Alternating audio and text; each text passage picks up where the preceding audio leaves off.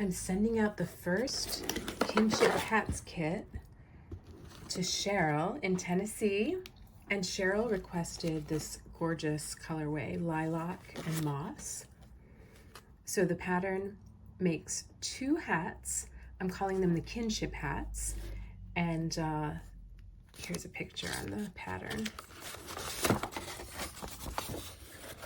Right, so one will be green with lilac and one will be lilac with green. So she gets the whole pattern, and Cheryl is a deluxe customer, so she also gets all the needles for the pattern, both the DPNs, double points, and the circular needles. And then the goodies, I just love these hand-sewn pouches.